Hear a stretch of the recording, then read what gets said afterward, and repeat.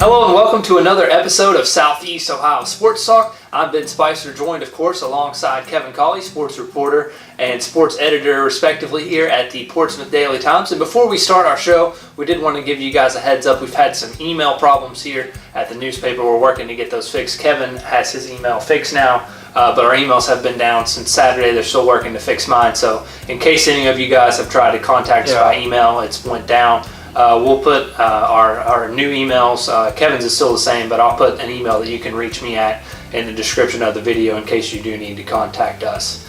But we do have a lot to talk about on this episode. The tournaments have already begun for a lot of sports, and they're getting set to begin for several schools around the area. But first, we wanted to talk about the SOC championship that took place last Saturday at Memphis High School, and we've got some results and some top 10 finishers from around the area that we want to tell you guys about.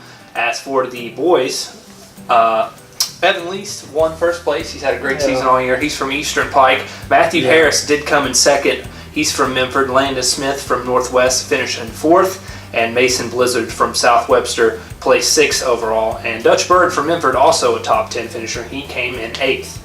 As for the girls' results, Kaylee Blevins from South Webster fourth. Lindley Willis from Wheelersburg sixth. And Grace Raisin from South Webster finished eighth. The girls' winner was Hannah Goodman. She placed first place. She had a great time and a great race. Almost won that race by a minute. She beat out Bailey Ward from Oak Hill, who came in second place. We do have the results for who won those. As for the boys, in the Division I, Green was the victor, and Waverly won Division II. And over in the girls' Division I, South Webster won that one, and Waverly dominated all around. They won the girls' Division II as well. But Memphis came in second place in both of those in the Division II. So got to give the Falcons some shout out there. Very well coached, and for them to host the meet, they had some great success there as well. Yeah, I always have very good running programs, both cross country and track. No doubt about it. And I know you have some tennis to update us on from Wheelersburg as well. Right, the Wheelersburg doubles tandem of Maddie Gill and Caitlin Summer advanced to state, and that's awesome. It will be played up in the Cincinnati metro area, in whereabouts in Miamisburg, this Friday and Saturday if Burke happens to advance to the second day. And I think the group, there's definitely a chance. You never know what can happen when you get to these points. I saw them play against Dover up in Athens, and I was super impressed with the poise that they both had. And Maddie Gill had excellent net play, and Summer had some excellent serves, and they're going to be a team to watch. Winning a state title at their age it may be hard this year, but next year they could definitely be contenders. And there's some young runners as well that we highlighted previously that are going to have a bright future ahead of them next year. And even this year, as districts and the rest of those tournaments approach, I'd say we'll be calling several of these names for regionals as well in cross country. Yeah. Well, moving on now to volleyball, we've got some great teams in the area as well. And we're going to start with Notre Dame, who's had a solid season so far. They finished undefeated in conference play. They're 14-0, 17-5 overall. They beat Wheelersburg and New Boston in back-to-back games last week, and I think that really set the tone for their big tournament run that they hope to have. What do you think about Notre Dame? Yeah, I just love what they bring to the table. Kelsey Glockner's group really fights and plays hard on all ends. Lexi Smith had an outstanding game against Wheelersburg with 34 kills on attack percentage that eclipsed well over 450. I mean, that's just, what better numbers could you possibly ask for from a senior who has over 1,500 kills for a career? A willing Jesuit commit who, again, I think is a steal for them, a Division I type talent. And Allie Smith and Taylor Schmidt, Clara Hash, Kay Detlar, the whole gang really played well and know their roles. And what I was most impressed with was their poise when they got down and behind. They picked each other up. Nobody had bad body language. And after coming off that first set loss, that was huge for them, getting 3 straight wins and sets to close the deal in dominating fashion in the second and third sets, I must add. Just outstanding play from Glockner's group, and they've continued to do it all year long. Yeah, I went to cover their game against New Boston, their match, I should say, and they had 2 separate 10-0 scoring runs, just showing off the offense as well as the defense. Yeah. I mean, they're a complete all-around team. I did catch up with head coach Kelsey Glockner after the match, and she told us about the goals that her team had moving forward. Let's see what she has to say. The girls set a 14-0, defend their title SOC championship goal this year, so coming here tonight, being able to execute that was what tonight was all about. So reaching goal number 1 and also had played on a huge stage this week is a really great way to start looking forward to the tournament. Next up, we have the Clay Panthers, who have had a great season as well over in the SOC1. They finished 19-3 and 12-2 in the conference. Both of those conference losses came to Notre Dame. They're led, of course, by Jensen Warnick, who's had a fantastic season, but the Panthers have plenty of weapons beyond that. They sure do. I mean, Delaney Gilwin, Taylor Lewis. Unfortunately, Jalen Warnock has been dealing with an injury, Jensen's younger sister. But Shaylee Munyon, a freshman, has come up big in her place, and then you can't forget about Shaylin Vassar, the gritty, all but 5'1" or 5'2", but plays with so much heart and energy back there on the back line. And that group right there has been so solid all year long. They won the Alexander Invitational, which was huge. They beat Wheelersburg, beat Chillicothe Huntington. Have played bigger programs, and Jill Tipton's squad has come up big against them. The 2 losses to Notre Dame, I mean, you can't be ashamed of that because of what Notre Dame's done.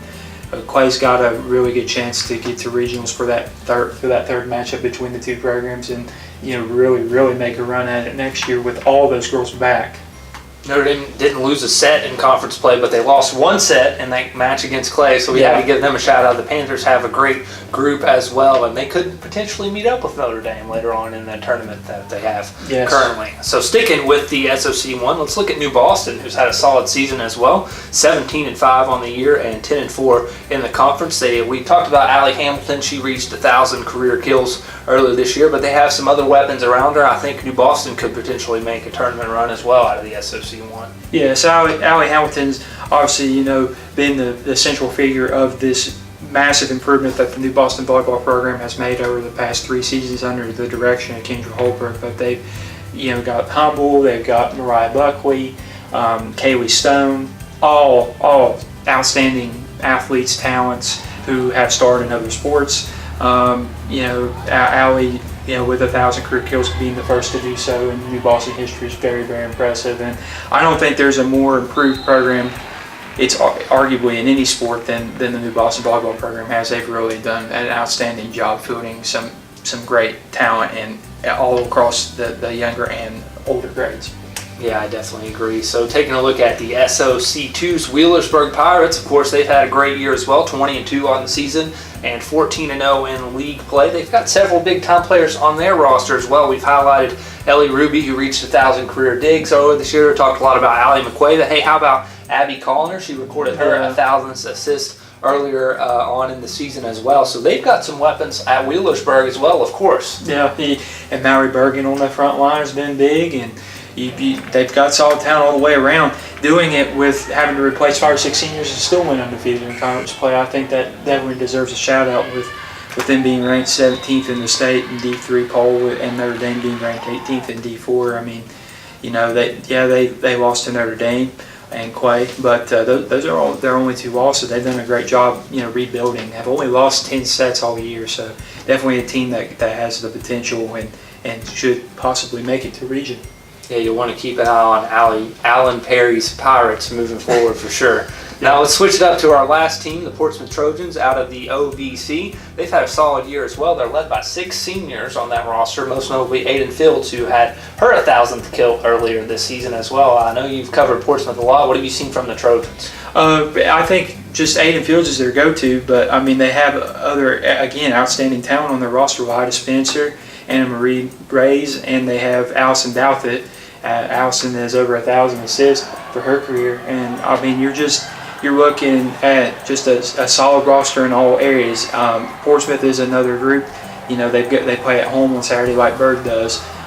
Is another group there that can contend for a spot in the region. They've just got solid play all across the front lines, as has been the case with each of the teams that we've talked about, and I really like what Sarah Prosh's ball club has done this season. Definitely make sure to stay tuned for the updates on this tournament in the volleyball action. You'll definitely want to stick around for that because there's going to be some great matches moving forward from these local schools. Now let's switch it up to soccer and talk about a little bit of the soccer teams. We talked about Northwest boys all year long. We've talked about Wheelersburg girls all year long. Now it's time for them to show why we've been talking about them so much in the playoffs and the tournament. First off, Northwest boys, you got to talk about them. They finished 16-0 on the season. Yeah. They've got a group of great kids there in McDermott, led by Josh Keeney, former player there at Northwest, and I think they've really rallied around him. They bought into what he's trying to do there, and the team looks great overall. Yeah, some great play. up front by Harold Grunquist, Evan Throckmorton, and other guys in there in the mix there. Hunter Berry's been absolutely outstanding on that back line. Tyler Webb, just so many guys you could talk about. 14 of their 16 wins have come by 3 goals or more. It has been an outstanding year for Northwest, and they've been by far, in my opinion, the most impressive effort from any soccer team with the amount of improvements and gains they made over the off season. Yeah, the offense for the Northwest boys soccer team is incredible to watch. I mean, they'll put up goals almost at will. It's crazy to see how good they are offensively and defensively as well. They're a complete team, as we've said about some of these other teams. But I think Northwest is definitely a team to watch moving forward, and they're still not ranked. I can't believe that. That's crazy to me. I don't understand that. You just got to wonder sometimes what those polls are. I saw the latest soccer poll. Wheelersburg went from 7th to unranked, and then this week they managed to be back in 6th place.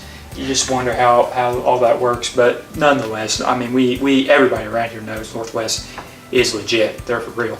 We'd be hard pressed if we didn't mention the South Webster Jeeps as well. They've had an outstanding season. Technically, they've only lost 1 game. They're 11-1-4 this year. But Corey Claxton's group, I've only seen them once. I know you've been out there several times to cover them. What have you seen from them, and can they possibly meet up with Northwest down the road? To me, it's yes. The most surprising success story this year, considering they lost Alec Evans, they lost Shane Zimmerman, and they lost a great goalkeeper in Trevor Coriel, and they haven't missed a beat. 11-1-4, their 15th straight SOC1 title, and they played so good against Athens, Alexander. They beat St. Trace, played Logan hard to a 0-0 tie before falling. That's their only loss of the year to a D1 school. Man, what a job he's done out there at South Webster. A classy guy, runs a great program, and it tells they're loaded. And they only lose 1 senior in D. Thompson. Man, this is a team that could really make a run in 2018, especially. But it's not out of the question they could make a run this year, maybe all the way to the regional finals. Who knows? Blevins and Zimmerman, like you mentioned, of course, they moved on. They're now playing soccer at Shawnee State. Right. And next up, I think we've got to mention the Memphis Falcons, because some chatter that I've talked with several coaches, they're saying the Falcons boys and the girls team are ones to be reckoned with down the road. I mean, they've contended with Northwest, the boys team did, and the girls gave Wheelersburg all they could handle at Wheelersburg as well. So I think the Falcons are certainly a team to watch as well. Well, they have 2 qualities that winning teams should have. 1, stable coaching staffs. Shane Tiemann, been there for years, knows the system. Dave Gant, been there for years, knows the system. 2, they have stable leadership. Aaron Daniels on the girls' side, and then on the boys' side, you have some excellent talent, some excellent group of talent there that has just really come up big. Different guys have stepped up, and man, both teams have turned it on here in the second half of the year, and have really shown people that they can play with anybody. I know Milford got an impressive win over Spring Valley at Spring Valley. They pulled out a close one against Chesapeake, who they did play on Tuesday evening. They've had some impressive wins. Both sides have, and Milford got a great win against Waverly, and looks like they're going to make a strong run at things. That Medford-Wheelersburg boys game is going to be a dogfight up there in Muletown for sure. Yeah, I can't wait for that one. Next up, we've got the Wheelersburg Lady Pirates. They've had an outstanding season as well. They finished 15-0-1 and 8-0 in their league. They've got a great group of girls there. And the most impressive thing for me about this Wheelersburg girls soccer team is anyone can score and anyone can beat you at any given time. I mean, they're stacked on their roster. When I was talking to their head coach, Todd Jarvis, earlier, I think it was in their win over Memphis, he said they've had 11, 12 girls score goals this season, and you just don't know where it's coming from. Even he doesn't know where it's coming from sometimes. I mean, obviously they're led by Madison Humble, but they've got great girls around Humble who can get the job done as well. Lynn Willis, Libby Miller, Kristen Reisner. I mean, I can go on and on about that roster. They've got some great talent there at Wheelersburg. It is so deep. It is almost ridiculous how deep the Wheelersburg girls roster is, and most of those girls are coming back, and they've got more talent. Lainey Eller's another one. I mean, she's a heck of a talented player that's going to have an excellent high school career, and just a very talented roster that has the potential to be an OHSA Final Four type club. And I think most importantly, they have the leadership of Morgan Bivens back there, and as the goalkeeper, she's played back there for 3 years. So when you have someone who's been there and done that, so to speak, I think it really helps your team moving forward to know that you have someone back there to rely on who's made some great saves all season. So now it's time to mention our top performers, and I'm going to go ahead with mine. I've got to give a shout out to Green for winning the Division I and the boys cross country team. They just started that program several years ago, and to think that they're already at this point, it's crazy. They've already had success. I mean, even in their first year, they won. It's crazy the talent that they have out there in Franklin Furnace, and they've gotten the job done in cross country not only this year but every year as they've been a program. And it helps with their head coach, Randy Smith, who's been around for a long time. Coached at South Point for 37 years now. He's doing it at Green, so that's got to help a lot, I'm sure. As for South Webster, they got it done in the Division I girls, so I have to give them a shout out as well. They had very good finishers. I think everyone finished in the top 45 for the Jeeps as well. And like you said, Tim Connolly, great coach there as well. They've got some great leaders there. And those two schools have been going at it all season long, so it's good to see them finally coming off and paying off. And the season, they don't want the season to end here. They want to go on to regionals. And I think they've certainly got the potential to do so. Also got to give a shout out to Waverly. As we mentioned, they won both the boys and the girls division for Division II in the SOC championship meet. They had several, I think they had 4 boys finish in the top 10. Of course, Hannah Goodman placed first place in the girls race. She was fun to talk to. I talked to her after the race. The quote about the Snapchatting was, she said, gold. Okay, get this. She says, we're talking, and I asked her, not only did you do well, but your team did well also, so what's that like for you? And she said, you know how you have a Snapchat streak? And I was like, yeah, I know. She said, well, we try to have team winning streaks on our team. And she's right. They've won every year since, I think she said, since she's been in high school. So that's absolutely true. You got to love those millennials. I don't care what you guys say about us. We're great. Yeah, we are. We're pretty good. And we also got to mention Oak Hill's Bayley Clutters. He scored 3 second half touchdowns to wrap up the game against East. And that Oak Hill offensive lineman got the job done as well against a great East defense. Eating our crow, because they definitely proved us wrong. Derik Brace from Symmes Valley, he had 3 rushing touchdowns. The Vikings had 6 scores on the ground. An impressive performance against Manchester. Really they're going to be tough against East. The Tartans can't overlook that. We'll get to that pick later on. Northwest also, got to give them a shout out. They got their first win of the season. They've got a chance to win their second game of the season now. And they had a great game from their quarterback, Garrett Rowe. I believe he had 4 total touchdowns. So got to give him a shout out for that as well. 163 yards passing. Played very well in that game and that win over Notre Dame. Now go ahead with yours, Kevin. I know you've got a list there of your top performers. Right. Notre Dame volleyball defeating Eastburg and New Boston 3 straight nights in a row and went undefeated against all Scioto County competition on the year.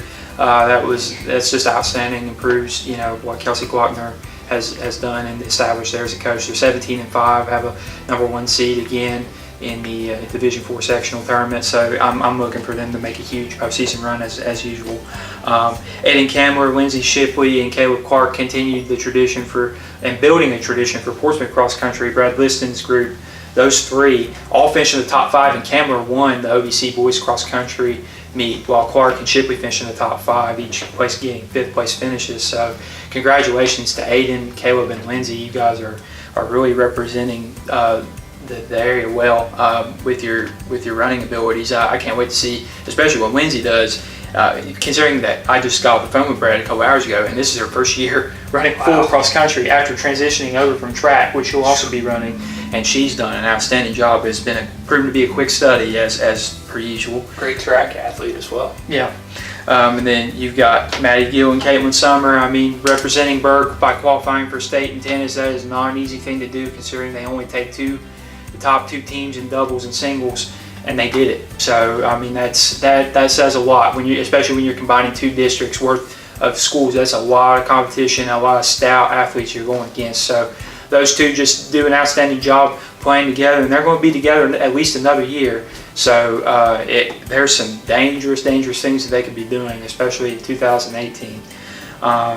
Then I have to give a shout out to the Valley football program because they continue to show their improvement. 413 yards of total offense. Gabe Streeter and Caden Millette each hit or eclipsed the 100-yard rushing mark, and Andrew Shope threw for over 100 yards and scored 4 total touchdowns. This is a group I'm telling you guys, you can't sleep on them, especially next year. I think that next year they look primed to maybe compete with Waverly for that 3rd spot in the SOC2 division, and they could even do more than that because they've got a very, very, very talented junior high classes coming behind to supplement the already talented younger grades that they have in the high school football program. So Darren Crabtree knows what he's doing. He's going to have more talent to work with, so it's going to be scary. It's going to be fun to see what the SOC2, the battles that we're going to see, especially with Minford. I'm hearing Minford's is quite stout also at the younger grade levels. And then lastly, how do you start off the postseason? You have West win on a goal by Uriah Van Dyke with 13 and a half seconds left to win 1-0 over West Union. And then after battling for 110 minutes plus, New Boston scores a 4-3 win in penalty kicks over South Point by getting C.J. Kraft on his second year playing soccer, scoring on the very last penalty kick of the game to send that crowd to an absolute frenzy. I mean, they tried to douse Greg Mock with the bath, didn't work. He jumped the fence. Completely jumped the fence to avoid getting bathed, and they tried to get him like 4 other times, but he proved his fleet of foot. I was pretty impressed. But he's got some eligibility left. Yeah, impressive athleticism, jumping the fence. Man. Yeah, but that's another PHS class of '73 son. My mom knows his mom pretty well, and doing great things over there at New Boston with leading them to a victory. So big congrats to Greg Mock and his guys for gutting it out. That's a game New Boston would have probably lost after getting down 2-1, but they pulled out the final 10 minutes, get an equalizing goal, then win it in penalties. Those guys showed no give up, and in very, very uncomfortable conditions considering it was about 90, 95 degrees on the field. So a big shout out to New Boston. That's a testament to their coaching, I think. And one team I forgot to mention was the Piketon girls team. They got their first tournament win in program history over Northwest, a 2-0 win. They just started their program last year, so for them to come this far already, I think that says a lot to what they're building up there in Piketon on that girls soccer team. Yeah, the SVC is very competitive girls soccer wise. Who knows, Piketon can build something, make a run. They definitely got the van support. There's no doubt about that. That's very true. Well, when we come back from this break, we're going to take a look at our broadcast schedule coming up, and Hunter Staggs will join the program. We've got some picks to make in high school football.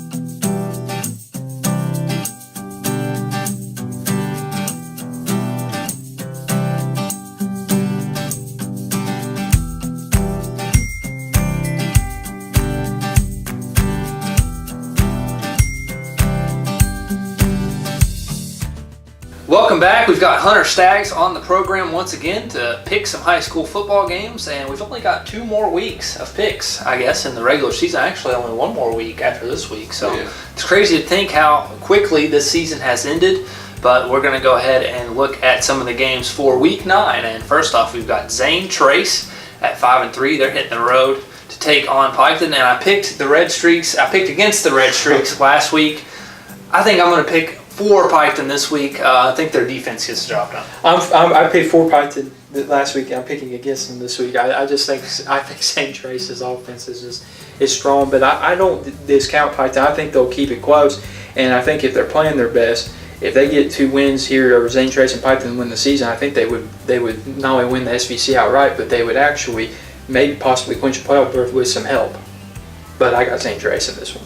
I'm going to go with the Red Streaks. I think they at first they struggled a little bit, but as the seasons went on, they've improved. Great pick, Hunter. Piketon. I like that pick. Next up, Notre Dame 2-6. They're traveling to Manchester. Notre Dame lost to Northwest last week. That's a tough road game against Manchester. I think I'm going to go with the Greyhounds over the Titans in that one. I'm going to go with the Greyhounds too, Ben. I think Nick Ward is going to be just tough to stop for Notre Dame, and Bob Ashley's talked about his line play. He just wants to see more physicality out of his line, and with a tough group, where you have freshmen on the line, it's tough to get that accomplished in your first year because you just need more time in strength and conditioning programs. And I think Notre Dame will eventually get there, but I have Manchester in this one. I'm going to have to go with Manchester. Notre Dame, they took a hard hit from Northwest last week, and I think Manchester's going to end up winning. Sticking with the SOC 1, how about East traveling to Symmes Valley? You'll be out there for that one. That's going to be a tough game. And I think if the Tartans overlook the Vikings, they could be in for some trouble, but I don't think East will. James Gifford's going to have his boys ready to play, and I think East wins in a close one, though. Yeah, I think it will be close. I have East too, but they better not discredit Symmes Valley and their running ability via the wing tee because it is tough to stop, and they had problems with that. Like you said, being against Oak Hill, like we were discussing earlier. But I do have East. I think, again, I think Brady Douthit gets back on track, and so does the entire East offense. I got the Tartans. I think it's going to be a tough game. There's going to be two good teams going at it, and I'm just going to have to say East. I think they're going to come out with a win.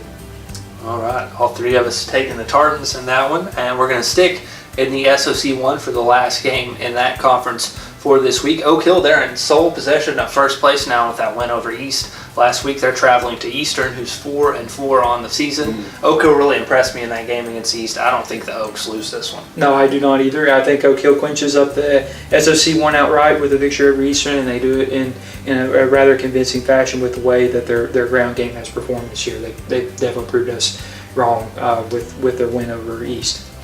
Yeah, Oak Hill, they had an okay game last week. I'm going to have to say Oaks for this week.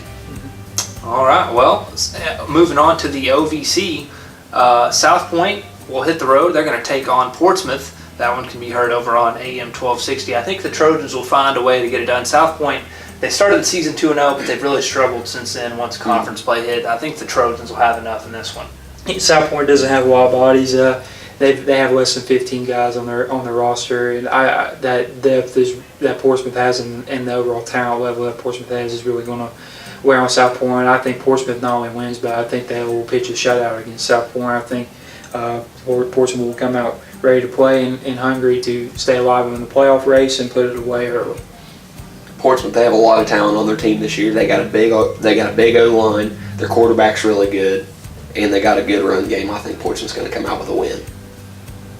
Now, sticking in the OVC, this game could decide who wins the conference and maybe even who makes the playoffs. The Fairland Dragons, they're 5-3 on the season after an 0-3 start, and Colgrove 7-1. Their loss came, of course, to Portsmouth West. This is going to be a straight-up battle, I think. Fairland just scored 62 on Portsmouth last week. Colgrove beat Ironton. We had to give the Hornets a shout-out for that. I think Colgrove has just enough to get it done, but it's going to be a tight game, I tell you. Yeah, I there's some magic going on in Colgrove. An underlying story there, Tommy Pinkerman, who had been coaching youth football in Colgrove, he passed away last month, and I know the Colgrove community sorely misses him, and I think they've kind of rallied around some of that, and it's kind of helped establish their success. Their only loss was against a strong West team who they were only down to 7-6 at halftime after taking the early 6-0 lead. Their defense has played excellent. They held Portsmouth to tie for its second lowest point total of the year. I've got the Grovers winning at home. They just got a lot of morale, and it just seems to be their year. They've just played excellent defensively all year. Well, my Senators, they definitely held their own on both these games against the Dragons and the Hornets. And the Hornets are 7-1 with their only loss coming to West. I think the Hornets are going to get it done and beat the Dragons this week. Evan Ferguson, the head coach there at Colgrove, used to play there for the Hornets just a couple years ago. So what he's done there has been crazy in that short amount of time. And hey, Kemo Baldwin, the fullback, almost ran for 200 yards last week, had 3 rushing touchdowns. Yeah. So I had to give that a shout out. They run a really complex offense. They'll run the flex bone, and then they'll switch it up and run spread offense, and they're equally as good in any formation. They beat Ironton convincingly. I mean, Ironton didn't even have positive yardage in the first half. It was an impressive performance for sure. That defense is definitely good. Now, sticking it to the SOC 2, we've got Minford hitting the road to take on Waverly. You can listen to that one on 107.5 The Breeze. I think the Tigers are too much for the Falcons in this one. Yeah, Waverly matches up really well with Minford, especially with their athletes out on the edge. I've got Waverly by a pretty sizable margin, but I hope to see Minford making some strides as the year winds down. Waverly, they put up a fair fight last week against the Senators, and I think they're going to have a good game. I think the Falcons they don't have what it takes to tame the Tigers this week. All right. Well, Wheelersburg, they haven't been tamed so far this season as well. The Pirates hitting the road to take on Valley. Much improved Indians team, as you said. Valley's 3-5 on the year. You can listen to that one over on Mix 99.3. I think the Pirates are just too tough, though. I don't see them losing in the regular season. No, I do not either. And I just they've just got a lot of depth. When you've got 3 teams worth of guys, you can rotate in and out and not lose much drop off, and can wear teams down that way with equal amounts of heart in between there. It's just a hard combination to stop. I've got the Pirates by a pretty sizable margin, but Valley's making gains. Valley, they're improving a lot this year, but I don't think they're really going to have what it takes to beat the Pirates. The Pirates are a real stout team this year. They have a really good quarterback out of Trent Salyers. Tanner Holden with the legs. He runs really fast. I just think the Pirates are going to get done over Valley this week. Tanner's like a gazelle in the open field when he runs. I mean, it's Yeah. crazy. It's awesome to see. You get him loose and he just takes off. There's no He's stopping him. a beast. He's had a great He's season. beast. And it looks effortless out there as well. Yeah. Well, Yeah. West has had a great season as well. They're 8-0 also, and they're in first place in the SOC2 because, of course, they've played one more conference game than Wheelersburg. They've got Cincinnati Schroeder, who's 2-6 on the year, coming to town, and I think the Senators, I don't think they're going to have any problems in this one. I think West will roll to a win. I don't not only think West wins, I think West pitches a shutout. I feel got the Senators big time. They've been excellent defensively. A lot of people will say they pass defense. They see some cracks in it. I don't. That's the way they play ball. They wear teams down from the second quarter forward, and I don't see any problems with them pitching the shutout against Schroeder. The Senators have had a tremendous season this year, and Cincinnati Schroeder, they've struggled quite a bit from what I've learned about them. But I think the Senators will win by a sizable margin this week against the Schroeder. Now for our game of the week, you can listen in on WNXT2. Northwest got their first win of the season last week. They're looking for 2. Green's also looking for their second victory of the season. This is going to be a tough game for both teams. I think it's going to be a straight-up dogfight between the Mohawks and the Bobcats, but I've got Northwest taking this one. I do too. Northwest may meet Micro, and I'm not going to pick against them this week. They've done did an excellent job offensively with 163 yards passing from Garrett Rowe and the 92-yard touchdown reception from Ashton Hall. Billy Crabtree provided a spark in the backfield, and I think those 3 guys, along with many others, will do the same as Northwest rolls to its second conference win and second win of the year. Well, like you said, Kevin, Northwest, they really got it done last week with Garrett Rowe and his awesome passing. I think he's going to do it again this week and get a second win of the season for the Mohawks. All right, well, thank you guys for tuning in to our picks. As always, for Hunter Staggs and Kevin Colley, I'm Ben Spicer. Make sure you share our episode of Southeast Ohio Sports Talk and let us know what you think. Once again, thank you guys for tuning in.